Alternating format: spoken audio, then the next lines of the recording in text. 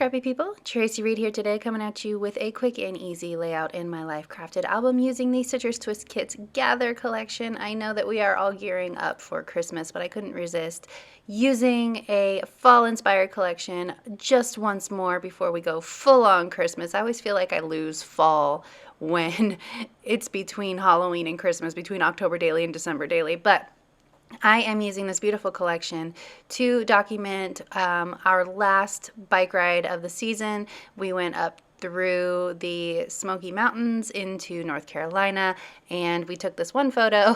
Well, we took quite a few photos, but this photo is the one I'm scrapbooking of us up in the mountains, and there were people behind us, so I made it black and white, but it matches really well with this Gather collection. I'm using up my scraps in this collection because I have a lot of paper scraps left over, and before I cycle my kits into my stash, I like to use up as many scraps as possible.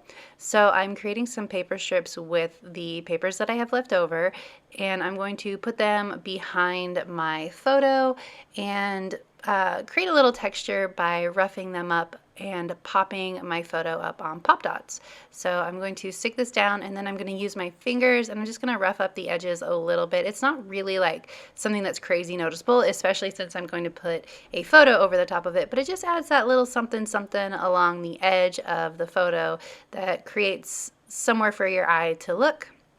I only had small, short pieces of this yellow paper, so they're going to overlap right in the middle. You won't even know the difference as long as they are the same size and in the same place. And then I'm going to use this beautiful green floral, what I have left of it. So these are all like 1-inch strips, 1x6, I believe, that I'm just using to use up the papers, of course. So I want to use this journal card that says today was all kinds of perfect. I'm going to rough up the edges of the mat that I used as well. And then I'm going to take these foam squares that I got from scrapbook.com, and I'm going to fast forward through this part because I don't know about you, but I find the scrapbook.com foam squares impossible to get the backings off of. It takes forever, so we're not going to watch that together because that's annoying. I'm going to add in my holes before we get too much farther because I know that if I pop things up on foam, then it starts to get hard to punch holes later on down the line. So I decided that rather than making a 2-page spread for this layout, I'm just going to add in some journaling cards on the other side. So you can see I pull this to the side, I decide I'm not going to use this. This is too much. I'm just going to pull in some journaling cards or some 3x4 pockets instead. So I'm going to trim this down. I'm going to cut out the bracket shape with just a little bit of that yellow border around the outside edge. And I'm going to use it as a large sort of title journaling block for this page, not journaling block, but word bit for this page rather than using it as a 3x4 card.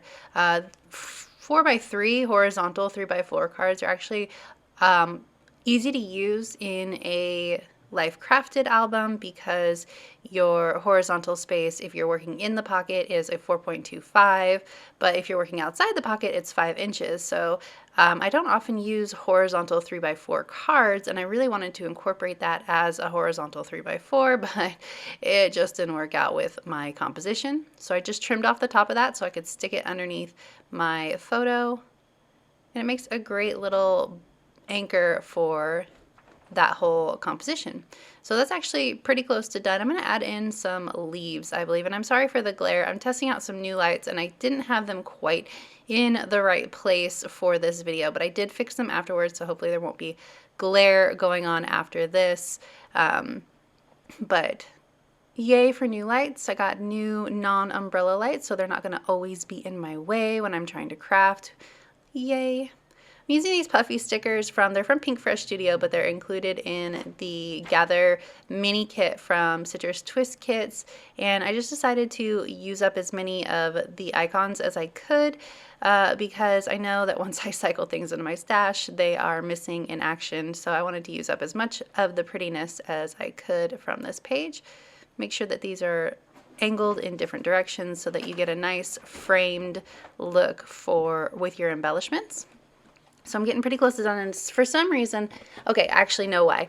So I hit the pause button and then I hit the play button, and I thought that I was recording when I wasn't recording, and I thought that I was paused when I wasn't.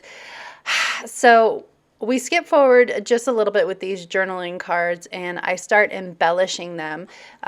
So I'm going to add a title to that quilty card, which is Live with a Grateful Heart, and some of the die cuts from the collection as well. Adding in some of these green enamel dots just to bring in the green from the other side. I like this idea of this pairs die cut because, you know, we're a perfect pair kind of a thing. Going to put a fall leaf behind it just to make sure everything matches. I will add in my journaling off camera, but that is it for this video. Short and sweet.